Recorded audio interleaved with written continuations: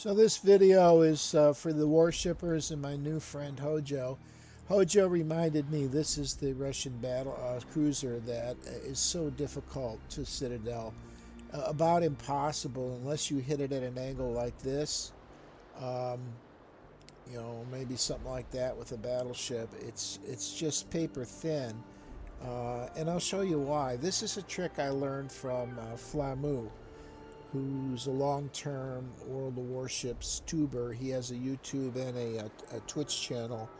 Unfortunately, he's a young man, but unfortunately, he came down with a cancer, and I don't believe he's a smoker. It's a lung cancer.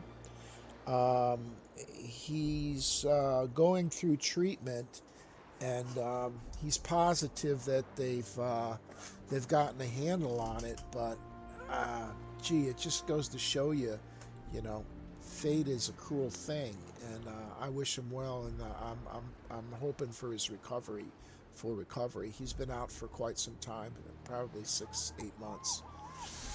But I learned this trick from him, and you probably know it, people, but I still find it interesting to look at with boats. And you can see this is the Smolensk. It's got a citadel of 70 millimeters. And what I like to do is to turn it all off and look at it piece by piece, because you can see the layers of armor better. So let's go to the citadel first. 70 millimeters, 100 in front. How that 100 is going to be effective for an angle is really kind of hard to say. It might be effective against some cruisers. Battleships aren't going to have much of a problem with that. Let's look at the encasement. There's nothing there. 16 millimeters. Now from the front, let's look at it with the Citadel armor. And it's layered. So it's just 100 millimeters, but it's a very flat surface. If you angled like this, yes, perhaps 45-degree angle. So if you were trying to YOLO and 45-degree angle, maybe this could provide you with some Citadel protection. Not a whole lot. Let's look quickly at the bow and stern. Nothing there. 16 millimeter. So it's a very weak ship. And I just want to juxtapose this to the Königsberg. What did we say we had? We had 70 millimeters, and there is no torpedo bulkhead whatsoever. So let's go to the Königsberg.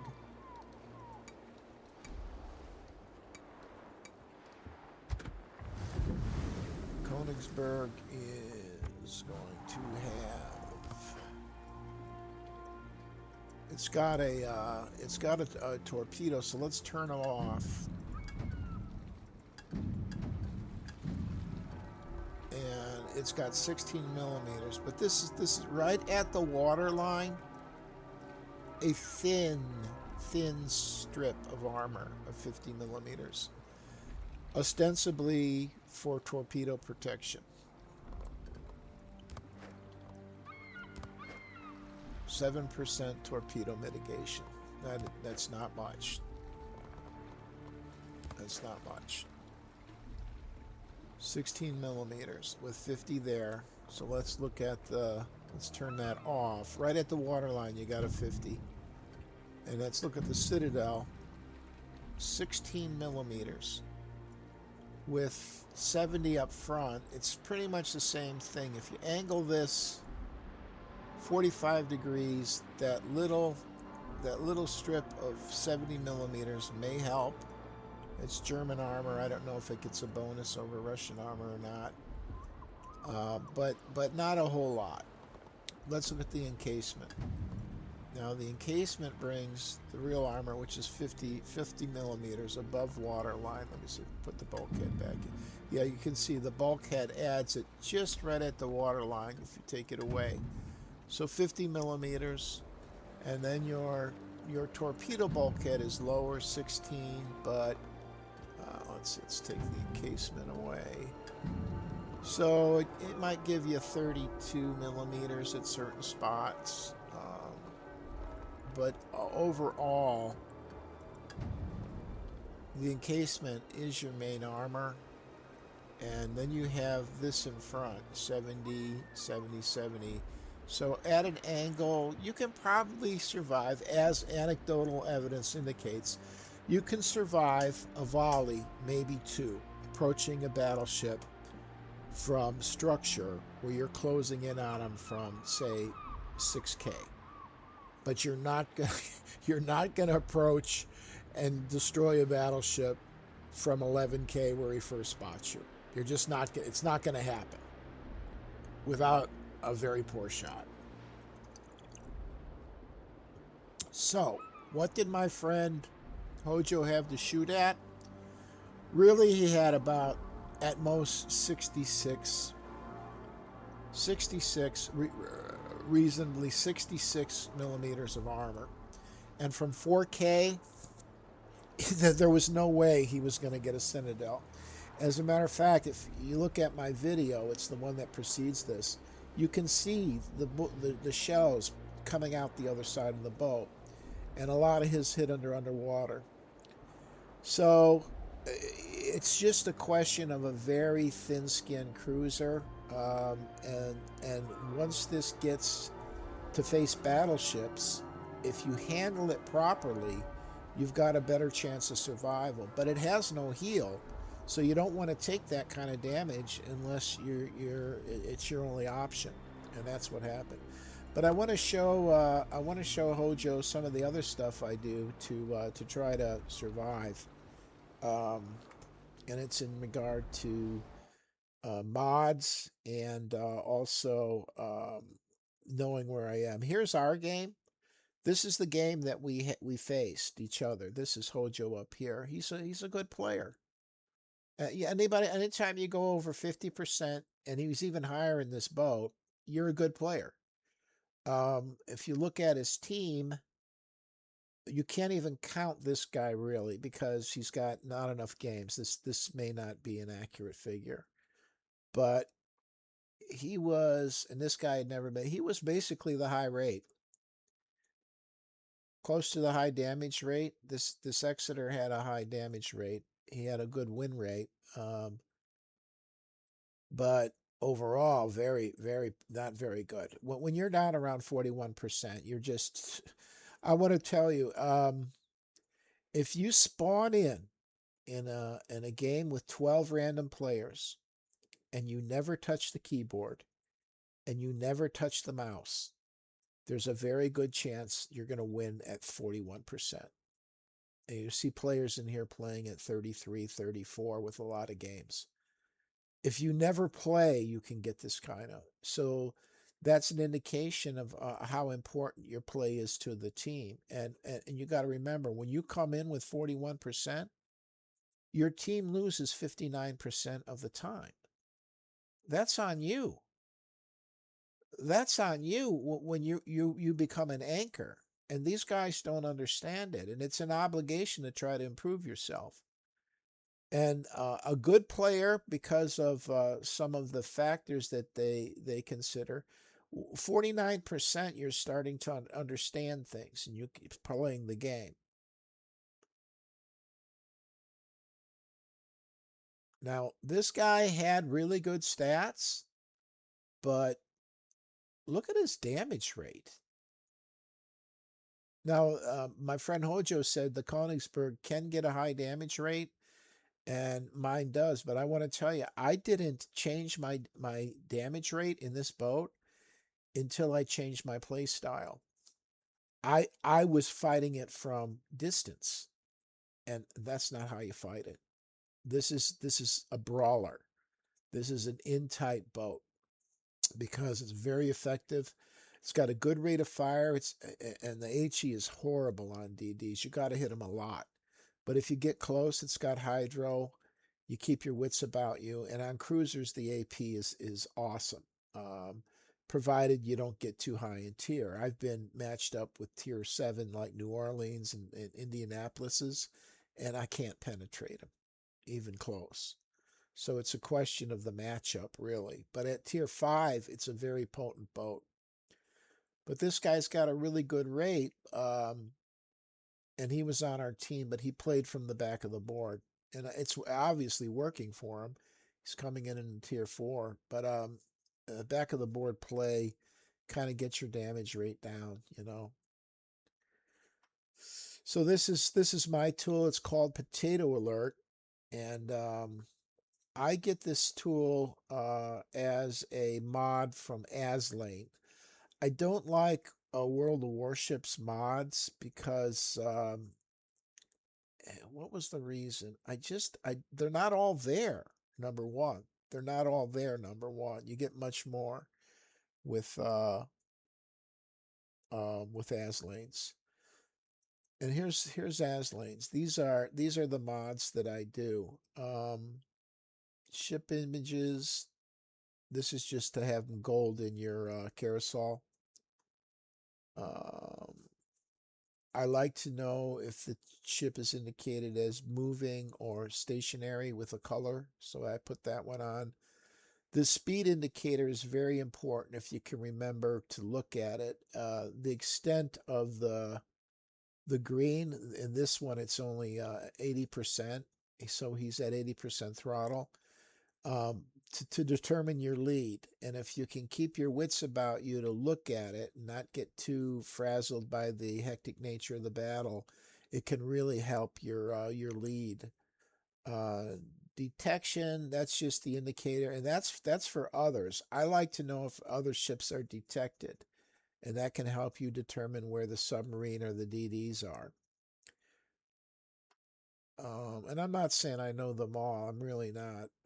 This is just the battery of the submarine. I like to know how much time he's got left.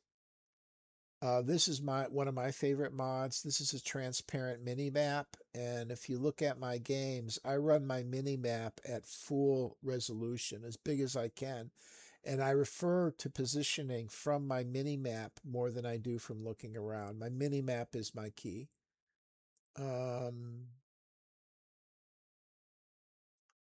This shows the angling of the boat, and I rely on it extensively in regard to when to let my AP go or whether to elevate my shell a little, even at 4K, or if it's approaching. Now this is approaching. This would decrease the time to target, and so I would aim this at this boat a little lower, and at this angle with the Hawkins probably AP. But this battle expert, the angling of the enemy to your boat is a really big factor for me in making my shots. Um, I put this underwater hit viewer on, but I want to tell you, I've never figured it out. I don't know what's going on with it. That's age. Um, Score timers are critical to know if you're ahead and what the prospects are and what you have to do. Sometimes you have to go for bases. Sometimes you have to get a kill. You've got to know when. If you're a player like Battle Rick, you've got to know when to move in, and this is critical to know the state of the game. I like to know how much time the radar and has left to run before I pop out. Detection icons. This is my favorite. You can't miss it when it pops up.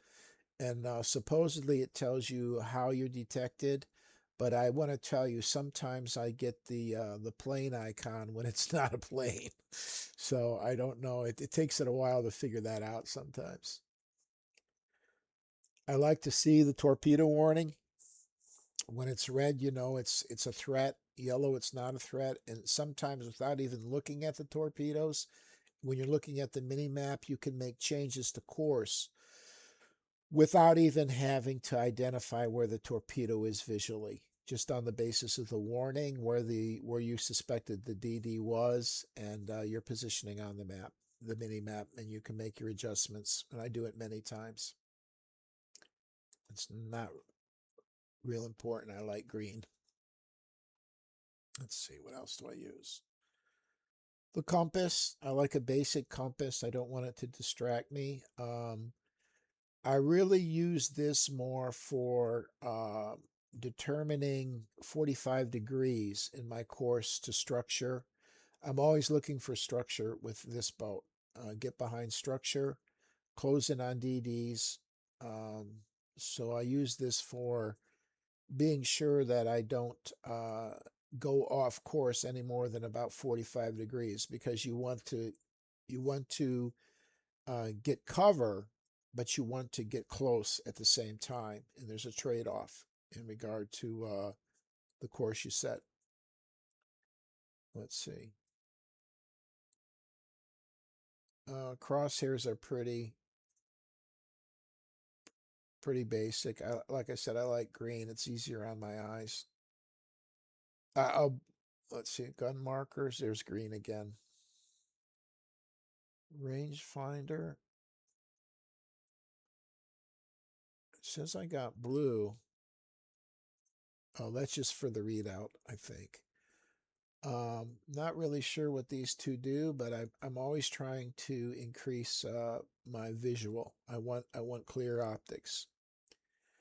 This is something that I do that probably drives some players crazy. Um, I do it because I'm always focusing on the water line where the citadel is, and I want to try to hit it precisely. And this particular zoom is a compromise between levels of zoom. It's not the highest, but it's a good zoom, and it gives me a field of view, because not only I want to see the ship that I'm shooting at, but I'm always paying attention to the next ship. I'm always calculating where the next ship is and the third ship. And to do that, this is the best optics that I found for it. And you'll see I zoom after I make my shot. I've got 4 or 5 seconds before the reload with the Koenigsberg. So I'll zoom out to get a look at the horizon, and then I'll zoom back in. And I know some people hate that, but that's just my style. Let's see. Shells. What I'm looking for is shells without tracers. I don't really like tracers. This is, I don't think I have a whole lot of tracers. I haven't found a good shell. I think they've modified the shells. I really don't want tracers with my shells. I want to see the color types. I want to know when it's AP, when it's HE, and when it's SAP. But that's all I want. I don't want any trails. I want clear visuals. And this is the best I've been able to come up with. This is the best I've been able to come up with. Some of these things are goofy. And I may have this misprogrammed. Somebody might be able to help me with it. And that's about it until the very end. I try to have as clean a view as I can. Once again, fog remover, anti-glare. Yo, Marty. Whoop. Forget those. On maps only. I don't want those silly foreign voices. I make replays.